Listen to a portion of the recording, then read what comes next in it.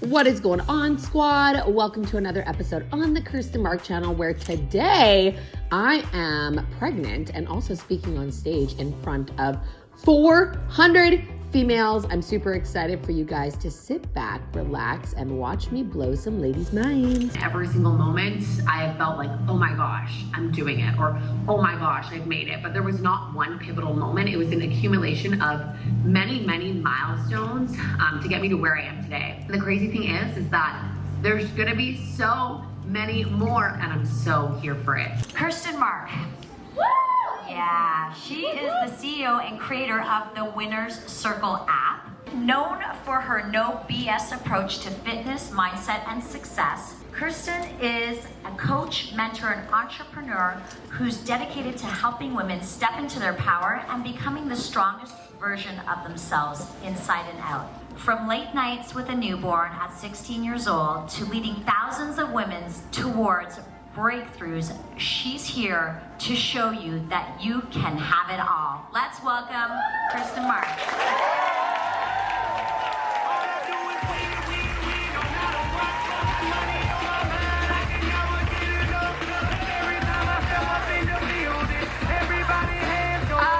I'm not gonna do push-ups today, next time.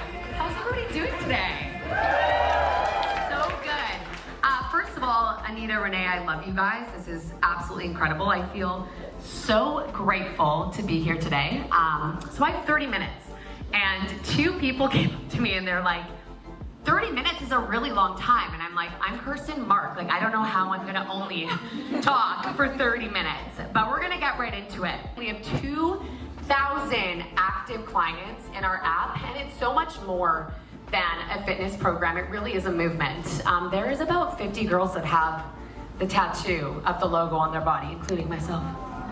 Right there. You see the brand, you see the wins, but not a lot of people see the breakdowns that built everything that I have today.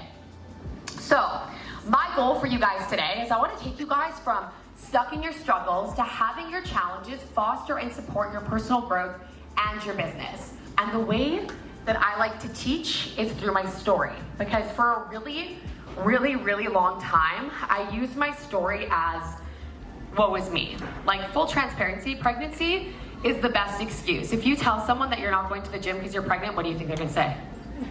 Duh, sit at home, do whatever you want. And I always would live in like the excuses that I had, and I used my story as woe is me, not like watch me overcome this. So now what I've realized through my journey is that my story, and every single one of your guys' story, is literally someone else's survival guide. Before I had Haley, I just didn't really have a purpose. I was drinking a lot, and I didn't really, I didn't have a fight, I didn't have drive. Every single night when my head hit the pillow, I had so much anxiety because I knew I was not in the right place. I understand that if something doesn't serve me, that you have to have the courage to let it go.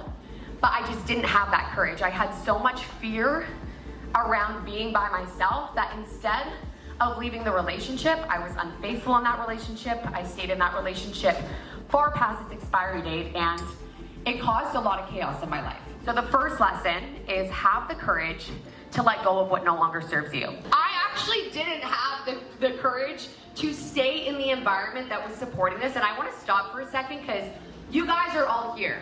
This is this is my dream, a pink room, like, yes please, every day.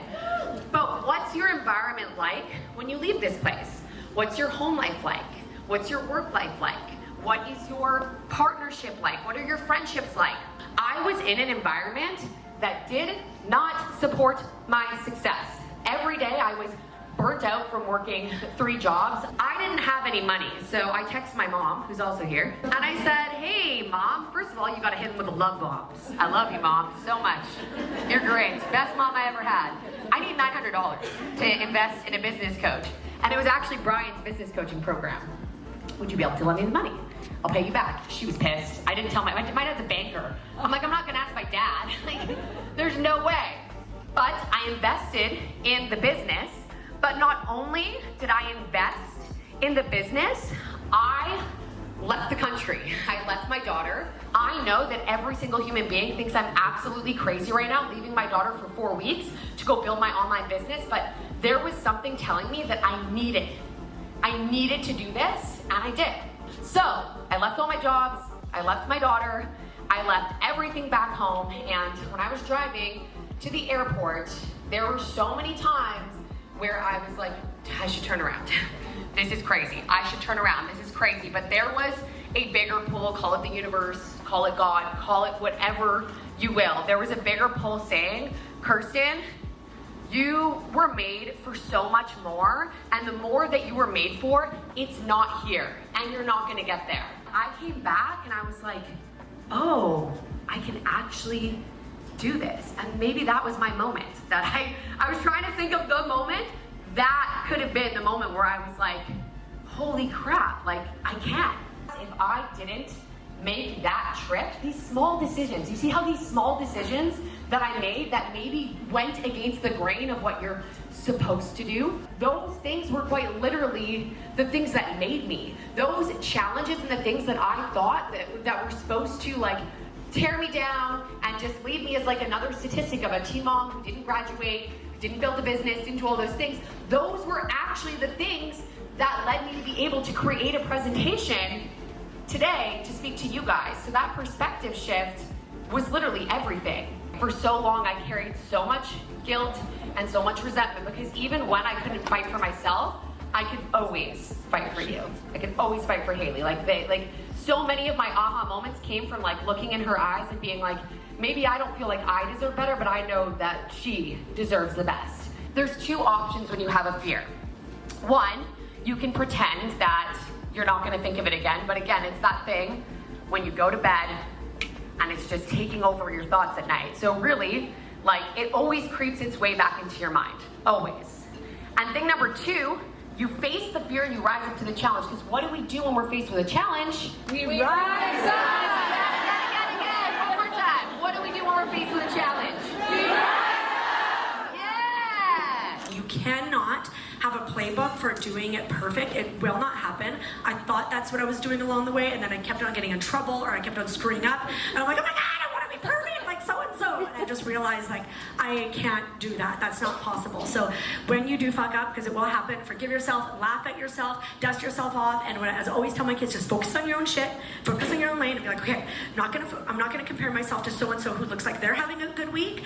I'm just gonna focus on myself and how I can keep myself like moving forward, kind of thing. When our personal identity is in alignment with our brand, we become magnetic. And what's the power of magnetism? Well, when we're magnetic, we attract. So we attract the opportunities, the synchronicities, the people. Position yourself and your wisdom and your expertise. It has to be direct. It has to be like swift and certain.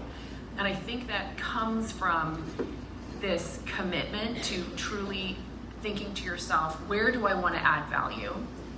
How do I become like a scientist in that space? How do I start to create really clear thinking that can be, transmutable to somebody else? And how can I start to sort of brand and own those frameworks?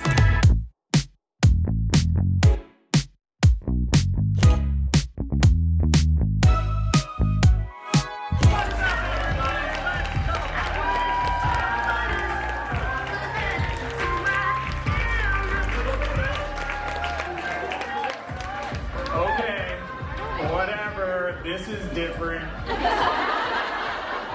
But for some reason, more than half of my clients that I coach are women. And it's honestly, I consider it a friggin' honor.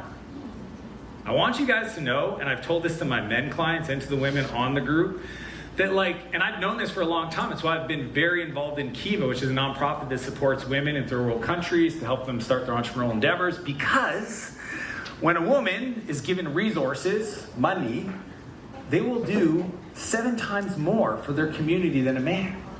That's facts. I remember one time someone told me, what's the point of having kids if you can't be there for them? And that hurt. And so we also have to be mindful of the things that we say and share with other people, because we never know what's gonna stick in a negative way. but also in a positive way. We all know what ChatGPT is. It's a large language model, but there are many large language models out there. One of my favorite ones is called Grok, G-R-O-K. It's owned by Elon. We don't have to talk about him. But what I love about Grok is it has X threads, Twitter threads, and Reddit threads readily available. So anytime I'm trying to understand real-time sentiment about something, I go to Grok. So I went to Grok and I said, hey, I'm doing this keynote. I want you to be a world-class researcher. I want you to go on the Reddit threads, the Twitter threads, and look for the last 6 months of any female business owner or female in business and tell me what they're thinking. Don't prepare, begin. Remember, the enemy is not your lack of preparation.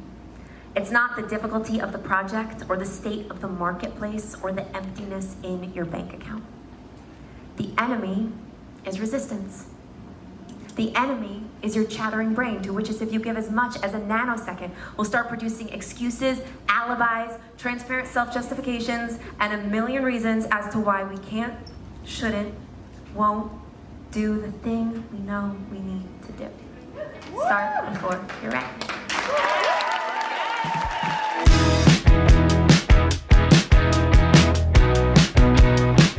We absolutely love you guys. All right, guys, so it is, well, funny story. We took an outro at the Pink Skirt Project, and it is literally so windy. I don't think you can hear a single thing I say. So now I'm at the gym about to crush a workout. And if you didn't know, I am pregnant.